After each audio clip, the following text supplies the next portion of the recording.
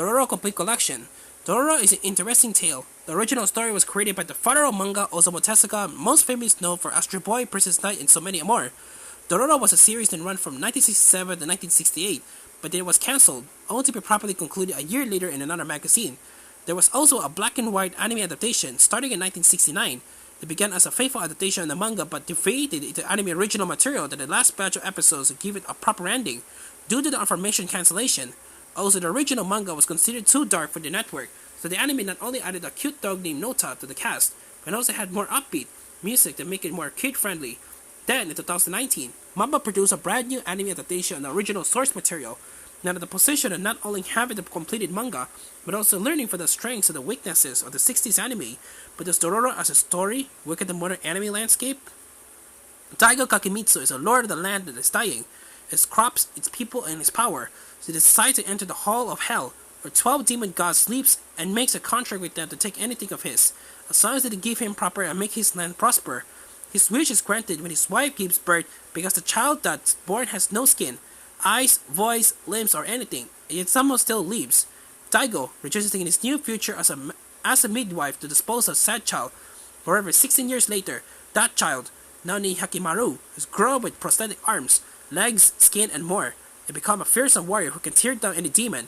When Hakimaru saves a young orphan child named Dororo and kills a particular strong demon, he explicitly regains his skin. Now with the new purpose, Dororo and Hyakimaru travel the lands to find other demons that can help restore the body that Hyakimaru was meant to be born with. Back in Daigo-san, his corpse starts to show signs of decay. The series has 24 episodes in total, which is shown from January to June in 2019, across 2 seasons in anime. Although they were told back to back, the 2 seasons still feel a bit different from each other, and with the theme running all the way during to tie them together. The first half of the series is more of a Monster of the Week routine, with Hyakimaru and Dororo going to a new town, forest, village, etc. Due to hearing of a demon nearby someone in trouble, discover not all is it seems. Hyakimaru slays a demon, regaining a body part, and they move on. Despite the formulaic nature, it's a stronger half of the series.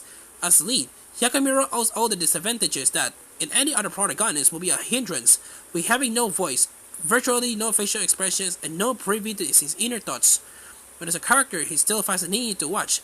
He looks cool, obviously, with samurai blades from arms, and is able to slay giant monsters without blinking literally, but his unique perspective, not being able to speak, hear, or see. And for us, watching him regain each one slowly is very interesting. If you feel for him, for example, if you haven't ever heard anything in the first 16 years of life, and suddenly regain your hearing, it will be incredibly overwhelming.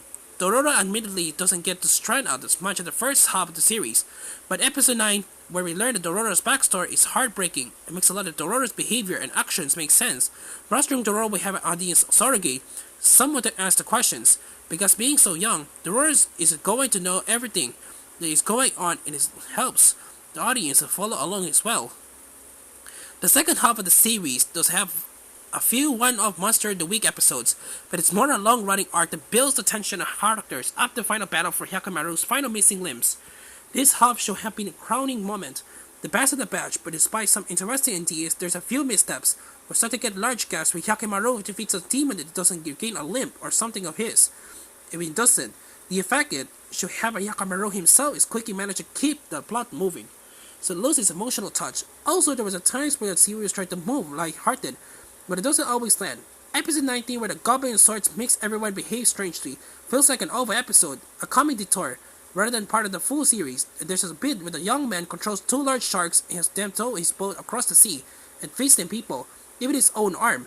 Yes, upon researching, I noticed this was also in the manga, but considering how grim, dark, and serious the anime has been up to this point, this feels very silly in comparison. But what kept me going strong out was the interesting exploration of the ideas of sacrifice and what it means to be human, which the series doesn't just paint in black and white, nor does it give a clear-cut answer. For example, Daigo sacrificed his own son to make his lands prosper, which was a horrible, selfish thing to do. However, does it mean that the people have self-survived in his land and the quiet leads they lead to surge to suffer and had to rip away, even though they had nothing to do with it. As for Hyakimaru, it's 100% wrong what happened to him.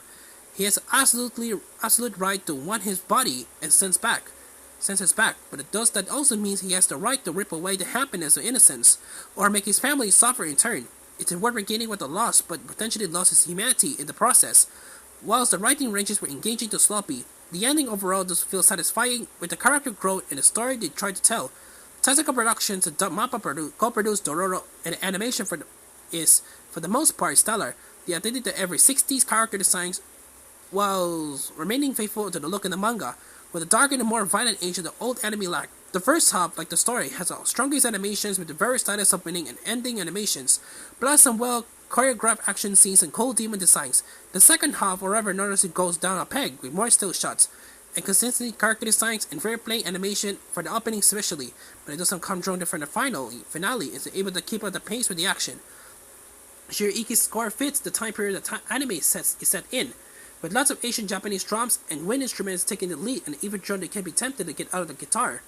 Such a battle sequences, it keeps it intense but also appreciate. The English dub is also very good, despite the fact that the amount of lines Adam Keyes, who plays Yakimaru, will fit into the one-sided A4 paper. His performance delivers the right balance of stillness, but the characters is first finding his voice and emotional as he grows as a person.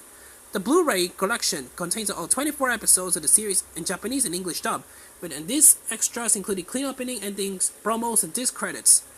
Dororo is based upon a classic, and whilst the series is quite different from the original manga, I can see the only pleasing fans of the original story, but also those who just want a good, action-heavy, dark fantasy to check out. 8 over 10.